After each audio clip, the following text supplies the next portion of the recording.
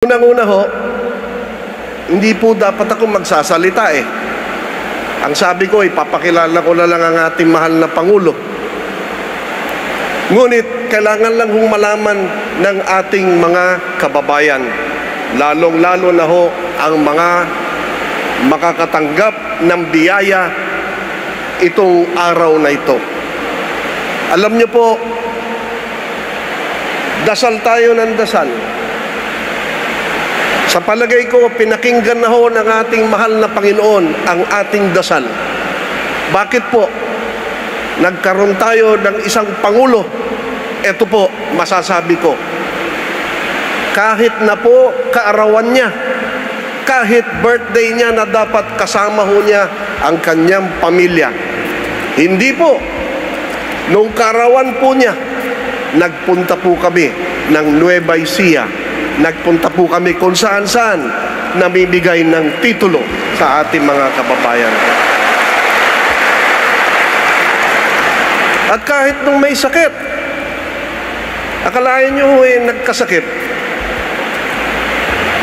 Kahit na siya ho ang may sakit, dapat ang presidente kung may sakit doon na lang sa bahay, nagpapahinga. Ngunit kahit na bahing ng bahing, kahit na ubo ng ubo, sinisipon, masama ang pakiramdam, tumuloy pa rin ho kami sa Palawan at sa Iloilo.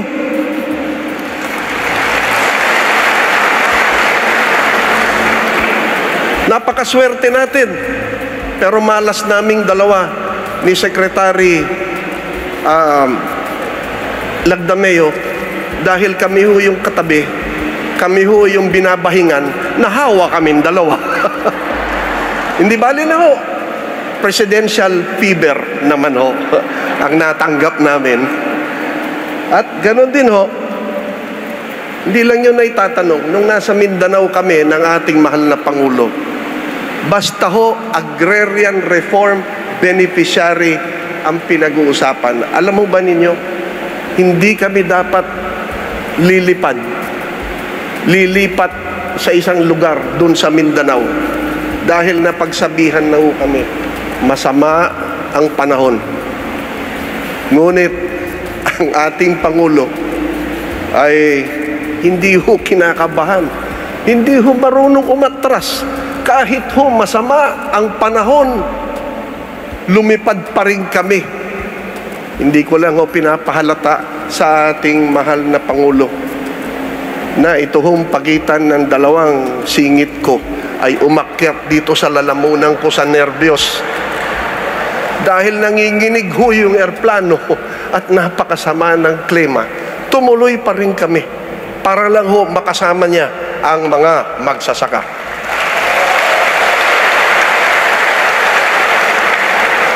Ngayon na naman ho,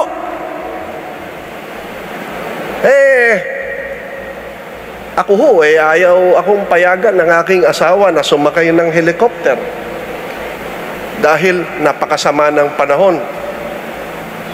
Ang sabi niya, bumiyahe ka na lang ng Rosales. Kadagiti karuba tayo dito, taga Rosales kami lang ang apo. Bumiyahe ka na lang Rosales, tapos mag-byland ka na lang, pumunta ka ng Tarlac. Sabi sa akin, ang presidente, a-advisean namin, hindi na pupunta kasi delikado ang panahon, delikado ang mag-helicopter. Ngunit, ano ho ang ginawa ng ating Pangulo?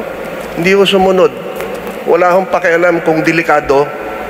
Nakaisip ng paraan, hindi na ho nag-helicopter. Nag-airplano papuntang Clark, tapos nagbiyahe ho dito sa Tiplex, umabot dito sa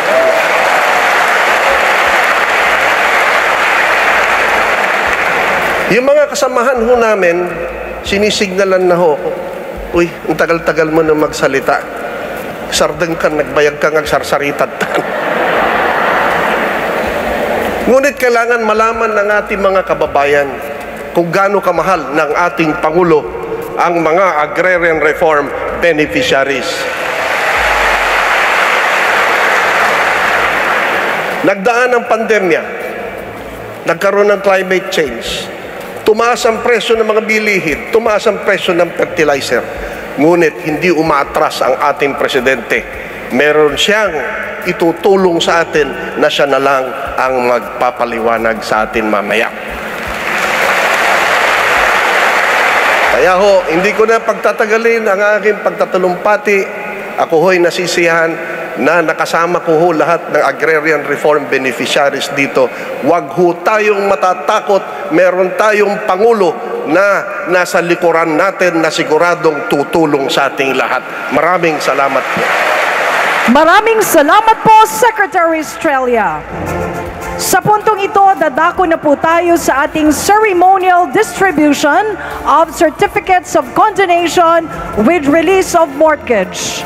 Hinihiling po natin sa ating mahal na Pangulo na magtungo sa stage upang pangunahan ang pamamahagi ng certificate sa ating piling beneficiaries. Inaanyayahan din po natin si Agrarian Reform Secretary Estrella upang samahan ang ating Pangulo sa pamamahagi. Atin na pong tawagin ang piling Agrarian Reform beneficiaries na tatanggap ng certificates of condonation with release of mortgage na sina Mario M. Velasco ng Lapas, Tarlac, Tomas T. Garcia ng Victoria, Tarlac,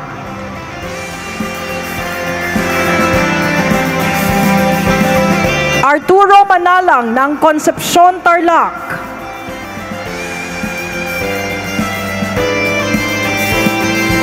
Antonio Billones ng San Miguel, Tarlac,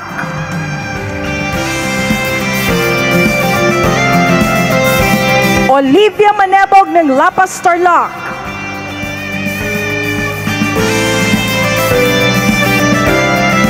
Chodoro Salvador ng Santa Ignacia, Tarlac, Aurino Facun ng San Jose, Tarlac,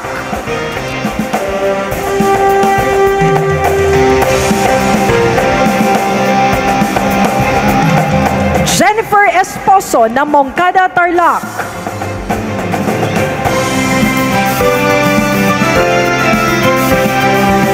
Rosemary Lacandoza ng Tarlac City,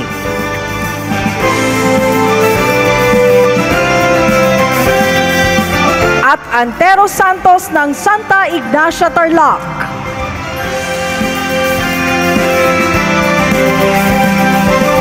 Maraming salamat po, mahal na Pangulo, at congratulations sa ating Agrarian Reform beneficiaries.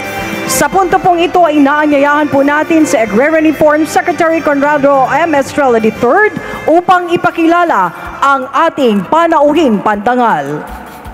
Ladies and gentlemen, the President of the Republic of the Philippines, His Excellency Ferdinand R. Marcos Jr.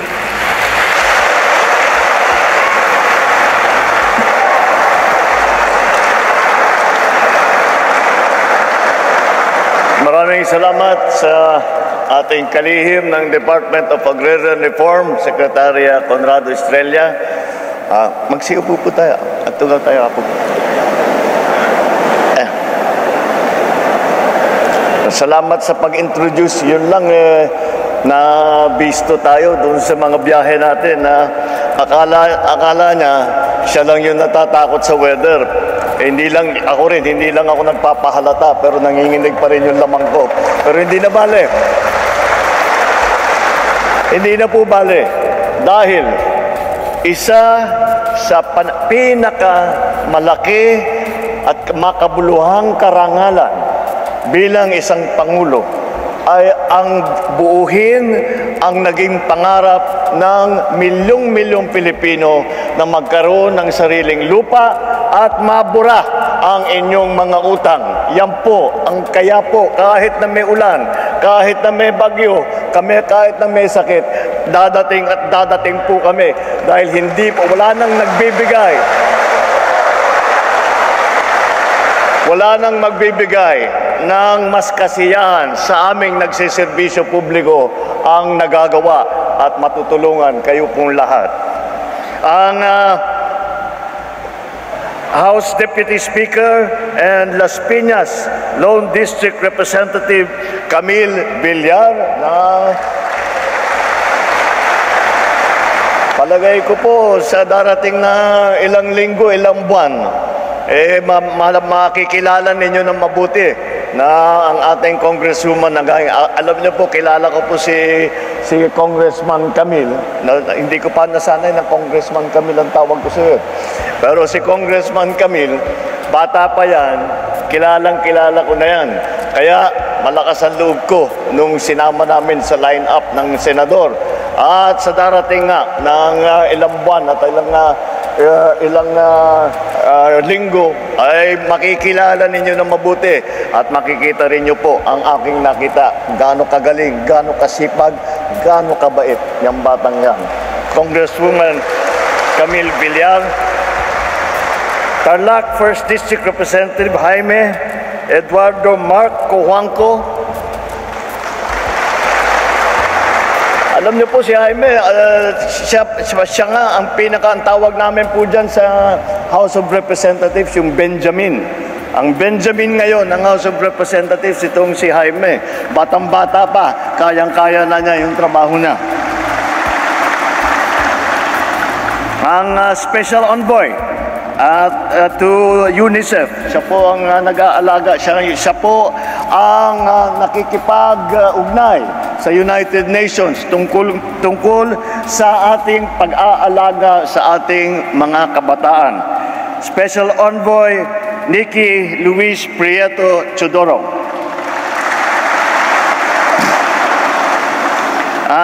Tarlac, ang ina ng lalawigan ng Tarlac, po Provincial Governor Susan Yap,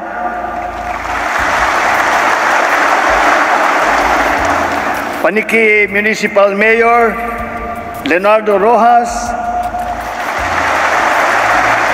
at lahat ng ating mga elected officials ng lalawigan ng Tarlac at ng bayan ng Paniki. At kagaya ng aking nabanggit, ang pinakamahalaga na ating bisita ngayon, nakikipaglahok dito sa ating counting seremonya, kayo po ang ating agrarian reform beneficiaries. Aking mga kasamahan sa pamahalaan, aking mga kababayan, magandang umaga po sa inyo lahat, lalong-lalo na sa mga Tarlakenyo at Tarlakenya. Hindi na ako marunong na magbati ng Kapampangan dahil talagang matatawa na lang kayo pag narinig nyo kung sumubok na Kapampangan. Ngayon, dagiti kailyak nga Ilocanos na imbag nga bigat yu amin.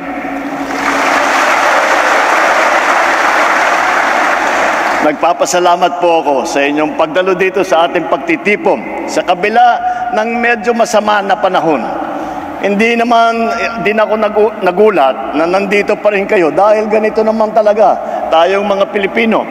Hindi basta-bastang napapatinag, kailangan lang na magdoble ingat dahil sa ulan. Madulas ang kalsada, malakas ang hangin dulot ng bagyong Julian. Bagamat may bagyo, ako po ay masaya sa araw na ito sapagkat kasama natin ang mga nagpapaunlad sa sektor ng agrikultura sa ating bansa, ang ating mga magsasaka at agrarian reform beneficiaries.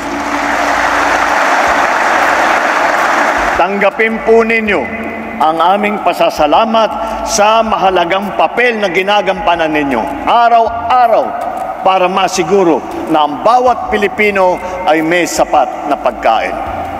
Alam namin na bago ninyo maani ang inyong mga pananim, kinakailangan ninyo ng lupang matataniman.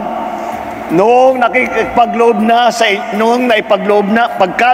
inyo ang mga lupang sakahan sa ilalim ng reformang pang-agraryo, ang naging pangamba ninyo naman ay ang pambayad sa lupang ipinagkakaloob.